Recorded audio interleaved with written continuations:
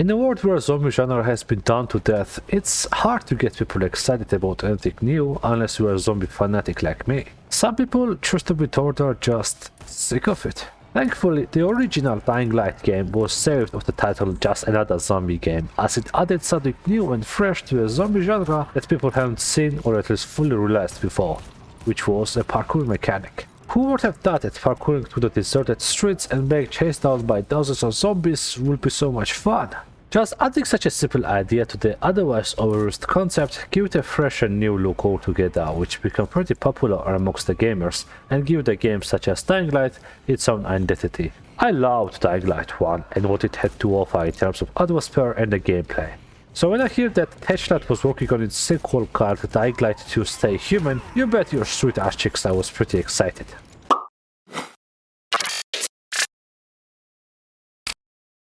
I played around 30 hours of the game and finished the main storyline as well as some side quests, so I think I'm able to collect my thoughts properly and give you guys my own review of the game. Dying Light 2 opens up with a cinematic cutscene where the game explains what happened after the events of the first game. The virus that has plagued the world in the Dying Light 1 has been successfully contained this time around. But GRE, the scientific organization of these games, being the greedy assholes they were, decided to try and weaponize the virus that almost destroyed the world. Smart people, eh? Let's talk about the gameplay. First thing first, parkour. Parkouring mechanics from the first game make a full return in a sequel with some more additional skills and moves that makes moving around more fluid and fun. This time around we don't have a traditional press shift running system, as Aiden is running constantly to keep the momentum. Stamina now can be depleted only when he is climbing or using melee attacks, as well as some parkour based skill movesets. Same goes for the combat skills, which has many fan favorite moves returning from the first game, such as dropkick, alongside some more cool additional skills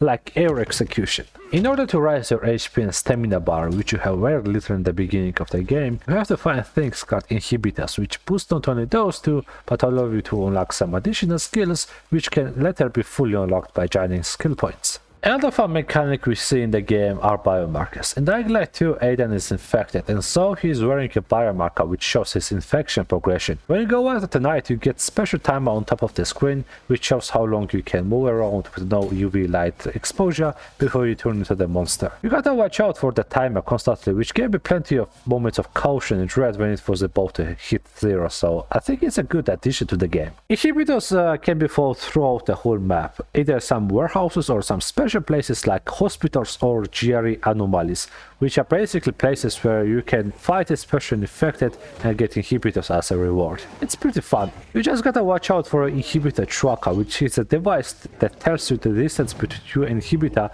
the moment you get close to the one. Aside from skills, you are also given some fancy tools like paraglider and grapple hook, which helps you traverse city with more fluidity and momentum. You can upgrade those gadgets with a thing called military tech, which is found throughout the map the same way you are trying to find inhibitors by hoping you stumble upon one. Aside from the side and main storyline quests, there are dozens of places sparked all over the map which you can explore in order to get some good loot to upgrade your items or craft some essential stuff such as Reddit kit or immunity boosters. Be warned though, some of those places are infected hives, so it's better to go there at night when the infected are out there in the streets. Unless of course you want to get some quality time with Volatile and get torn apart. Another new thing they introduced here are factions. Excluding renegades, which are pretty much antagonists of the game, there are two main factions you can side with. Survivors, which are made of common folk who try to stay together and survive, and the peacekeepers, who are a militarized group of survivors who want to bring peace and security to the Central Loop and Old Villada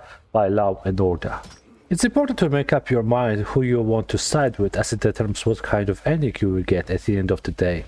Aside from the ending and story progression, there are very important places in the game such as water tower supplies, electricity stations, which you can conquer and then give the control to one of the two factions. The more towers you give to certain faction, the more control they will gain over the zones. It's also important to keep in mind which faction you are giving those towers to, as both factions provide you with cool upgrades throughout the city depending on your choice. If you give control to PKs, they will set a bunch of drops throughout the city which will provide you with numerous fun ways to kill infected. If you choose survivors though, they will provide you with ziplines, shrapnels and all kinds of cool stuff that will help you parkour and make your way through the city at much faster rate.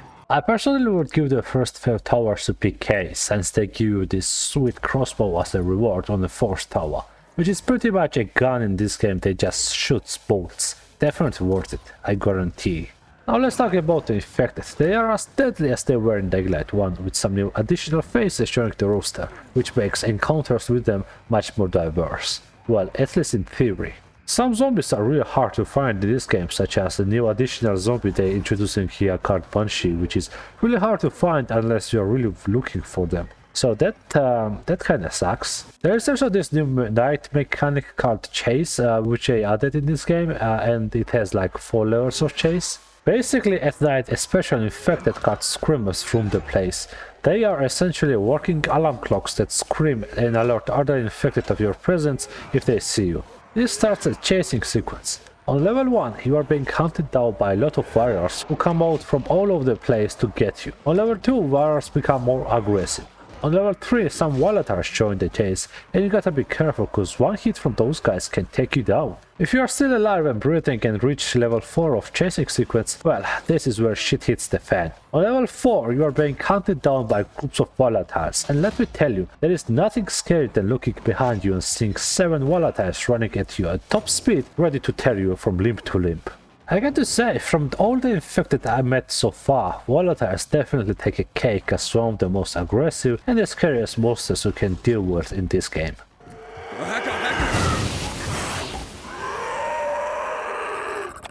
Jesus Christ, that guy is built like a tank.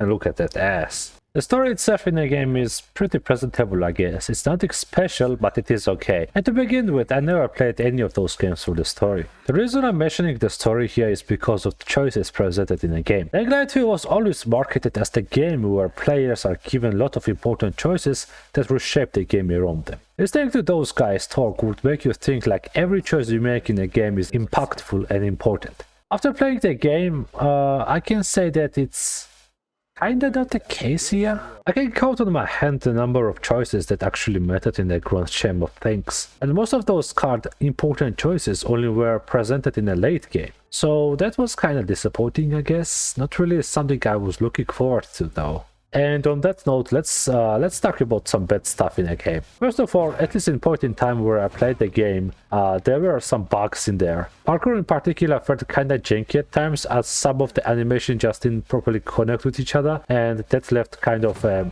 feeling of flying through the levels, I guess, if you can say it like that. Some characters would freeze in animation and start T-posing. Zombies in particular, screamers, would outright stop working at times or even just disappear. Some enemy NPCs also would sometimes stand frozen and couldn't even interact with them.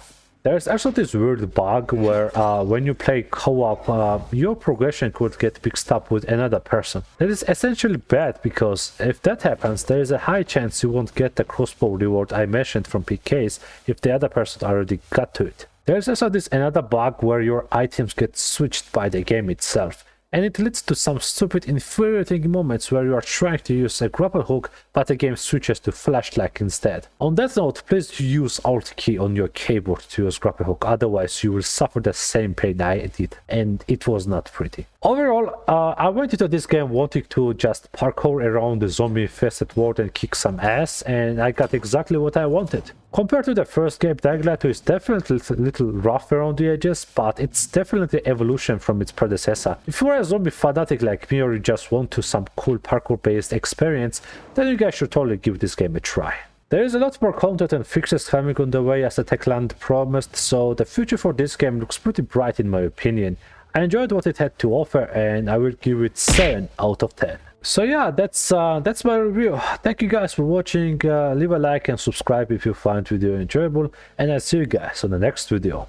See ya!